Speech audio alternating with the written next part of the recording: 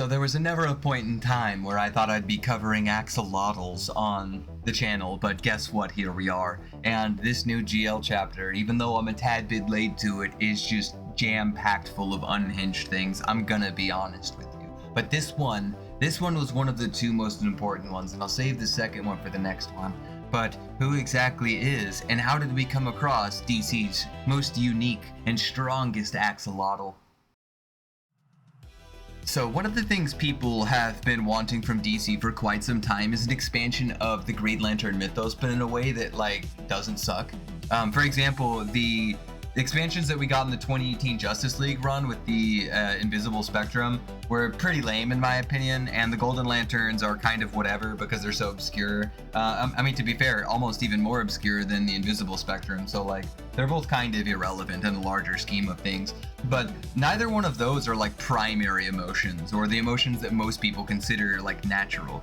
Well, we pick up on exploring that idea just as we have in the past of this comic as well, within this specific comic. And it starts off completely normal, just like every other day inside of DC.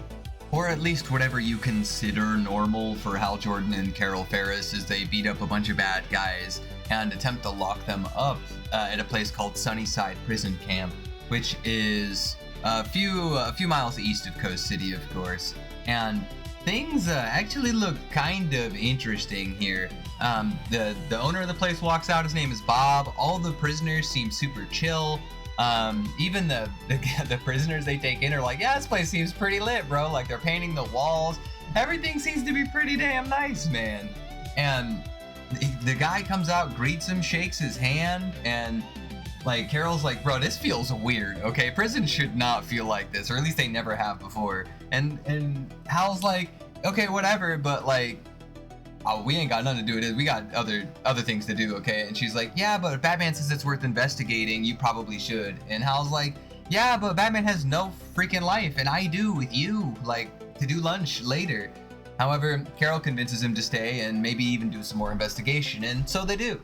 They decide to hit up the allegedly awesome salad bar and realize that this guy just let them roam around unescorted, and even the prison guards don't really seem to, or even like the prisoners don't really seem to have a lot of guards around, and they're all just enjoying themselves. It's kind of unhinged.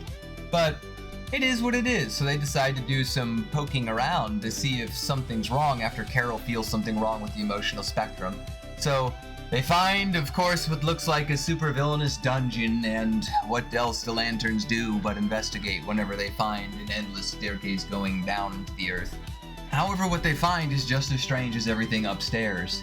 They find what looks like a doctor hanging out with an axolotl on what looks like a large container, and they seem happy to see them. Although Carol's enthralled with how cute the axolotl is, Hal asks what exactly he is. And the guy tells him, well, he's an axolotl. Hal says, that ain't normal. Like, that is no normal axolotl. It's glowing pink, bro. Like, come on. But then Hal notices a bunch of corpses that are here that had clearly been experimented or vivisected on. And he's like, yo, what are you doing down here exactly? And so the guy tells him, well, I'm glad you asked, man. Before this little axolotl showed up, I was trying to achieve the truth. I experimented on all the guests here. But that doesn't really matter now that Happy's here. It appears that way back at the beginning of this specific run, ironically, there was a man who had broken into a Manhunter unit, and this guy had broken down. Hal Jordan had beaten him up, and after he had his armor had been broken down, this guy used parts of it to create a refracting prism and began using it on people here.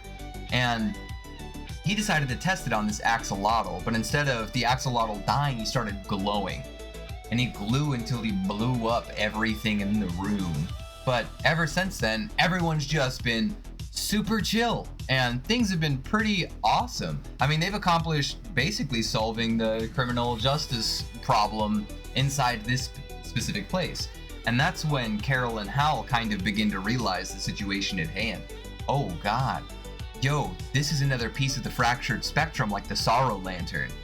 Yo, we gotta take this axolotl, okay? Like, there's no negotiating on it now, like, because these fractured lanterns are threatening the universe, and who knows what could happen if that Starbreaker guy gets his hand on another one that could potentially make us complacent. After immediately constructing up the axolotl, it appears the Doctor begins to lose his shit. But Carol notes that whatever energy it's giving off is some sort of euphoric emotional energy, which is great, but it's not real. I mean, after all, it's just some sort of fractured spectrum kind of thing. However, the Doctor says it's real to him. And Happy is his. Happy is mine. And suddenly the Doctor turns orange, revealing himself to be one of the fractured lanterns himself. But it's worse. He's orange, full of avarice because he's loved being so happy. He's been pacified by it, if you will. And if you think about it, that's actually one of the things that even Larfleeze wanted back in the day via the use of a Hope Lantern ring. So this actually makes a lot of sense. But the problem was worse than that, as it wasn't just him. It was everyone in the prison. They're all fractured lanterns. They're all agents of avarice now. All glowing orange, ready to fight both Carol and Hal. And of course, you know, a massive fight breaks out between everyone present. However, it's during the fight that Carol actually figures out, while holding Happy, her abilities seem to have different effects as she strikes the guy who originally brought them in here, Bob, and he seems to return to normal. And so, she realizes exactly what happens and weaponizes Happy by lifting him into the air and using her hacks once more to affect everyone present. And she goes on to say that when Happy touched them, something about his energy and hers managed to cancel out all of the effects of the fractal lanterns in all of the other people present, or basically negged all the emotions that they were kind of wielding. And so they look at this as potentially even a weapon or something that could be used, but more so than that, one that couldn't be placed in the hands of the enemy, and decide to take it. However, Hal lets them know, y'all are gonna get in some trouble for all of this, I ain't gonna lie.